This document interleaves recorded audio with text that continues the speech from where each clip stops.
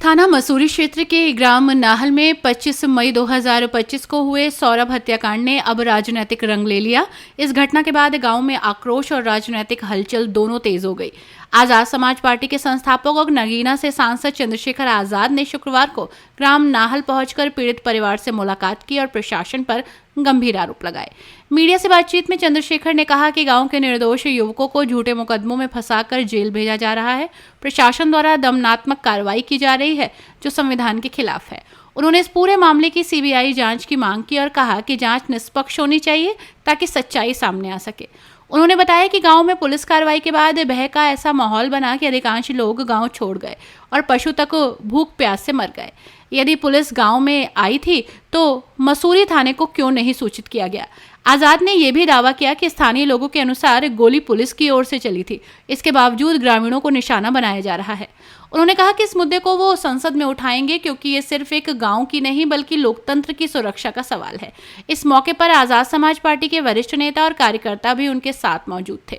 गांव में चंद्रशेखर आजाद के पहुंचने पर बड़ी संख्या में ग्रामीण एकत्रित हुए और प्रशासन के खिलाफ नारेबाजी की। भीड़ ने ये साफ कर दिया कि अब ग्रामीण अन्याय के खिलाफ आवाज उठाने को तैयार हैं।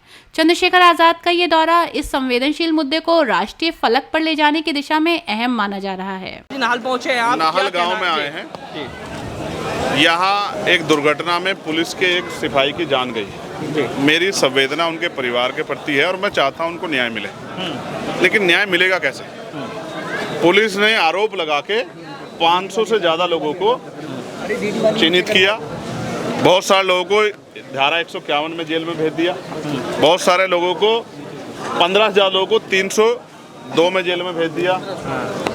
15 लोगों को 5-6 लोगों को गोली मार के जेल में भेज दिया सिर्फ आरोप के आधार पे। अब आरोप और सत्य में ये फर्क है। आरोप में और सत्य में फर्क है कि उसके बीच में एक दायरा है जांच का। आज हम लोग यहाँ हैं, जो दोषी होता है, निर्दोष होता है, वो तो कहता है जांच करो, और जो दोषी होता है कहता है कि जांच की जरूरत नहीं है। आज हम लोग यहाँ हैं कि मैं यहाँ से गांव वालों की तरफ से ऐलान करता हूँ कि इस घटना की सीबीआई जांच करा दी जाए, क्योंकि 500 लोग स्टे शीट खोलने की बात कर रहे हैं। 15 लोगों को 302 में जेल भेजा है। एक सिपाही की जान का विषय है। सारे पुलिस के कर्मियों में बेचैनी है। गाँव वाला कहना है कि पुलिस की गोली से ही सिपाही की जान गई। ठीक है, तो ये सत्य कैसे बाहर आएगा? सत्य इस तरह बाहर आएगा कि इसकी जांच हो जाए, और गांव के लोग तैयार है कि सीबीआई जांच हो।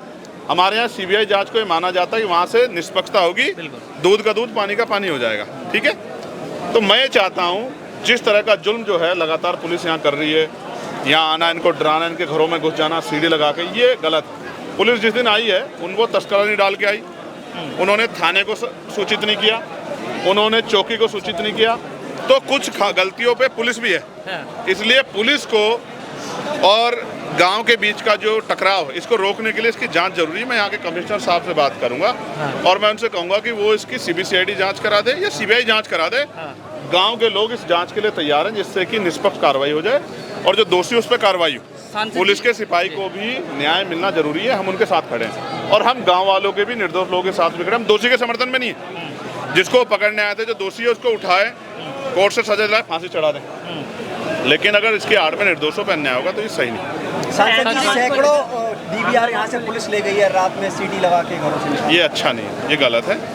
इससे जो है एक भय की स्थिति पैदा हो रही है। अगर सत्यता है तो डीवीआर ले जा क्यों रहे? पुलिस तो लगातार बयान जारी करती है ना, वीडियो भी जारी करती है कि देखो भाई इस घटना में हम पे आरोप लग रहा सच्ची है। तो वो अगर गोली चली है और गोली लगी है और आम आदमी द्वारा लगे तो उस वीडियो को भी जारी कर दीजिए, एविडेंस के तौर पर रख ले। जी सांसद जी, जहाँ घटना घटी है वहाँ पर सीसीटीवी कैमरे थे, उसकी भी डीवीआर निकाल ली गई और जिस घटना जो घटना हुई है वो सीसीटीवी में कैद है। पुलिस क्यों सार्वजनिक नहीं कर रही है? मैं भी आपसे ये कह रहा जो है, इसीलिए हम लोग जांच की मांग कर रहे हैं ना। इसलिए हम लोग जांच की मांग करें, सीबीआई जांच हो जाए, जिससे दूध का दूध पानी। जो दोषी होगा हम उसका समर्थन नहीं करेंगे, लेकिन निर्दोष पे कार्रवाई ना हो, इसका ये तो कानून भी कहता है ना कि निर्दोष पे कार्रवाई नहीं होनी चाहिए। ये गलत है, ये गलत है। इस प्लान के माहौल को रोकने के लिए हमारे लोग 26 तारीख से यहाँ लगे हुए हैं, लगातार प्रशासन से बात कर रहे हैं, ज्ञापन दे रहे हैं। और गांव में भी आ रहे हैं। अभी तक मुझे जानकारी थी यहाँ पीएससी लगाई गई थी, आज पीएससी हटाई गई। सांसद जी, आपके प्रतिनिधि मंडल ने भी आवाज उठाई थी कि गांव में जो है जी जी देखिए, अहमदाबाद की घटना पे मैं ये कहना चाहता हूँ कि मैं अभी दुबई गया था 6 तारीख को। एयर इंडिया की फ्लाइट से मुझे दुबई जाना था, 7:20 की फ्लाइट थी। 2 घंटे में बताया गया कि एयरक्राफ्ट में कुछ टेक्निकल फॉल्ट है, वो ठीक किया जा रहा है। वो फॉल्ट ठीक नहीं हुआ। 3 घंटे बाद हमें एयर इंडिया के दूसरे एयरक्राफ्ट से दुबई के लिए कहा गया कि आप इससे जाएंगे। एयर इंडिया के मोस्टली एयरक्राफ्ट में इस तरह की परेशानी खबर आ रही। हो सकता है उस हादसे का शिकार मैं भी हो जाता। मैं 11A पे बैठा हुआ था, हो सकता है कि आज मैं इस दुनिया में ना होता। इसलिए मैंने कल लेटर लिखा था जो हमारे केंद्रीय जो हैं नागरिक उड्डयन मंत्री हैं राम मोहन नायडू जी को, कि भाई आप इसकी ना पूरे एयरक्राफ्टों की जांच कराओ, क्योंकि लोगों की ज़िंदगी के साथ खिलवाड़ नहीं होना चाहिए। बहुत बड़े पैमाने पे खिलवाड़ हुआ, कितने लोगों की जान जो है चली गई है, उनके परिवारों को क्या होगा। तो मैं तो उन परिवारों के प्रति संवेदना प्रकट करता हूँ, लेकिन इससे जो है एक भय का माहौल भी हुआ है लोगों में, और एयर इंडिया के खिलाफ एक जो है आक्रोश का माहौल भी बन रहा है। इसलिए मैं चाहता हूँ कि जितने भी एयरक्राफ्ट सबकी जाँच कराई जाए, क्योंकि उसमें सफ़र जो लोग करते हैं उनकी जान की वैल्यू है। आज बहुत सारे लोगों ने अपने परिवार, एक बड़े सीनियर नेता मतलब उसके क्या नाम, गुजरात के पूर्व चीफ मिनिस्टर चले गए, मैं उनके प्रति संवेदना प्रकट करता हूँ कि उनके परिवार को दुख सहन शक्ति मिले। लेकिन अगर इसमें इसकी जांच और इसमें जो दोषी हो उस पर भी सख्त कार्रवाई होनी चाहिए, लोगों के जीवन से खिलवाड़ नहीं होना चाहिए। सांसद जी, पुलिस आज तक अपनी बुलेट का खोखा या आप पब्लिक का खोखा बरामद नहीं कर सके, जबकि वो इतनी तेज है कि गोली और लगने के बाद आप जो कहना चाह रहे हैं और मैं भी जो कह रहा हूँ, आप समझते हैं कि ये पूरा मामला झोल में है।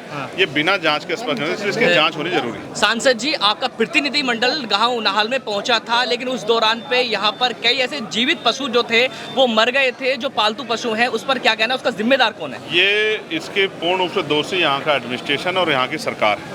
वही सरकार जो है जब वो पशु पक्षियों की रक्षा की बात करती है, उनके जीवन सुरक्षा की बात करती है, तो यहाँ के जो पशु पक्षी थे उनको क्या जाति और धर्म के नाम पे देखा गया? उनकी सुरक्षा क्यों नहीं की गई?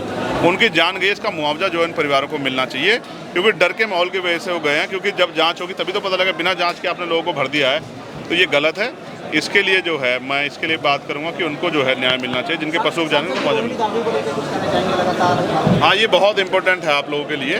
मैं आपको इसमें इतना ही कहूँगा, ये एक महिला के सम्मान से जुड़ा विषय है।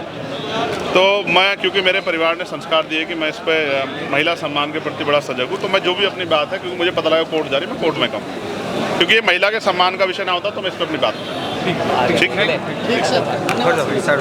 दोस्तों, आपकी राय हमें कमेंट में जरूर बताएं। ऐसे ही लेटेस्ट अपडेट के लिए हमारे चैनल रॉयल बुलेटिन को लाइक, शेयर और सब्सक्राइब करना ना भूलें।